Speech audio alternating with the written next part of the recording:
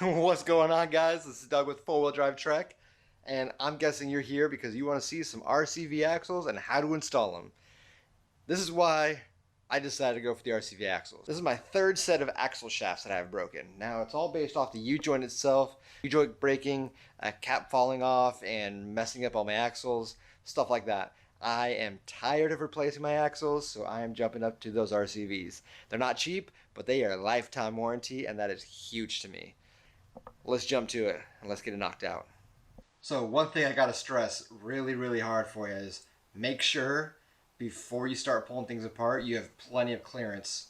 The axle has to slide in and out right here, so you make sure from the nut of the axle to your wall or whatever's over there you have enough clearance to get there.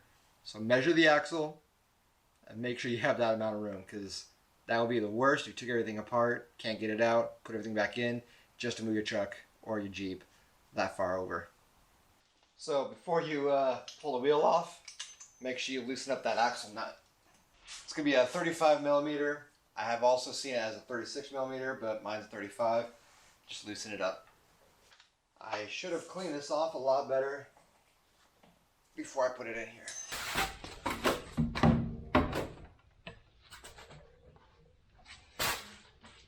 Once you got the lug nuts off, just pull the wheel off.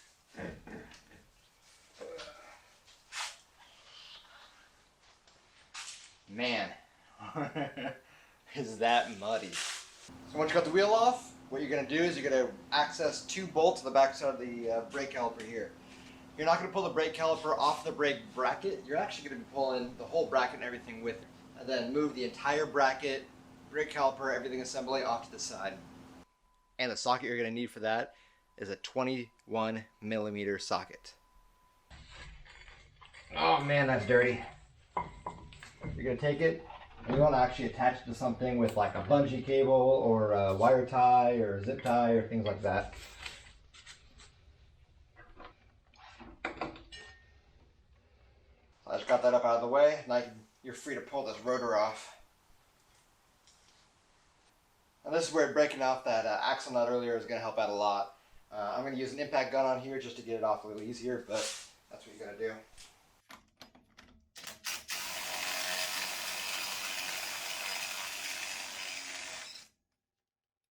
Before you pull the wheel hub out, you have a 5 millimeter wheel speed sensor to remove here. It is pretty delicate, so make sure you pull that out first before the wheel hub comes off. And make sure it's clean before you put it back in. That's free. We got to access the three 13 millimeter 12-point bolts on the back side of this rotor here. I'm going to point out where they're at. I have replaced them previously in the past with 6-point ones, so it's not going to be quite the same as what yours looks like, but they are going to be specifically a 12-point socket or ratcheting wrench. I'm going to give you one hint. If you're having a hard time accessing one of these because, say, the axle is in the way, I know it seems silly, but just turn it till you have access in there where you can actually get the ratchet on the back side. And one trick that I did not have the last couple times that I thought of, later on as I was putting anything back together is you leave two of the bolts still stuck in that wheel hub there. And what you're going to do is you're going to turn your steering wheel all the way over, so those two bolts are going to be sticking out, top one and one of the side ones. And you're going to use that to smack on the back side and knock this wheel hub out.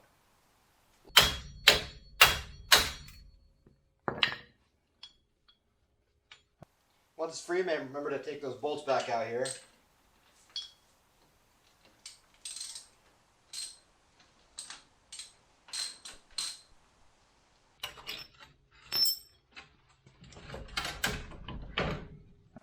Pull your hub out and pull your dust shield off. Once you got your wheel hub off, straighten up your wheels once again so you get access to the axles here. With your steering straight, go ahead and grab onto your axle, slide it on out. Once you got the old axle out, put it next to your RCV, take a look at it. I don't know about you, but it looks so much better having that U-joint gone out of there. So admire it for a little bit, then let's throw it in the rig.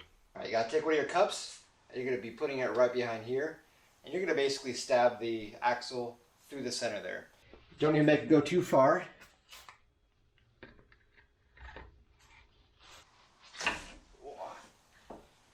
And this is where that tool comes in play. You're going to put this behind the orange boot up against your axle. So your orange boot does not fully seat all the way into the axle. So you can actually get the boot sitting on the backside of your RCV. And you must take a rubber or a soft mallet .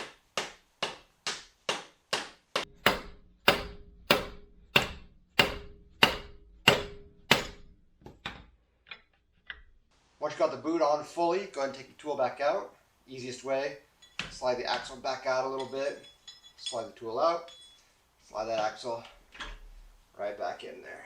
All right, now it is time to reassemble everything. So you're gonna take your plate here, put your wheel speed sensor behind it, and this tab is actually gonna be pointing forward. Then you can line up all the bolts, and make sure your wheel speed sensor is on the up and forward side. I'm going to slide everything back on right here. Make sure everything lines up nice. At this point, I like to thread the axle nut back on just a little bit. We're going to take the new bolts provided by RCVs. We're going to thread these on the back side here. Line up that dust shield, line up your hub. Once you have them all threaded, start tightening them down. Once you got everything back together right there, make sure you throw your wheel speed sensor back on in there. Once you have the axles and hubs fully bolted in, you're going to want to check clearances on your axles to your hub mounting surfaces. Turn your wheel both directions to verify both left and right sides are clear. Okay, got everything back together, and now it is just time to retorque everything, make sure everything's all right, throw the wheel on, and switch over to the passenger side. Now you do have to grease the end of the axle. I don't have that little pin needle, I guess a little pin needle axle inserter, whatever thing to squeeze the grease into it. I'll have to pick that up tomorrow. You can pick it up at a local auto parts store pretty easily. So I'm going to show you that tomorrow morning. So for now, I'm going to jump to the other side, and I'm going to do the same thing, but with, you know, the passenger axle. I'm not going to record that one because it is identical to this side, so I'm just going to jump over there, knock that out real fast, and then we're going to do a fast forward into tomorrow morning once I get that little nipple, and I'll show you how to grease them up. Okay, so next day, got the needle. It's going to be a little needle like this. Picked it up at the local auto parts store, so it was really handy. It was, I think it was like $3-4 bucks. I'll link one of those in the description below. You can buy one online for you.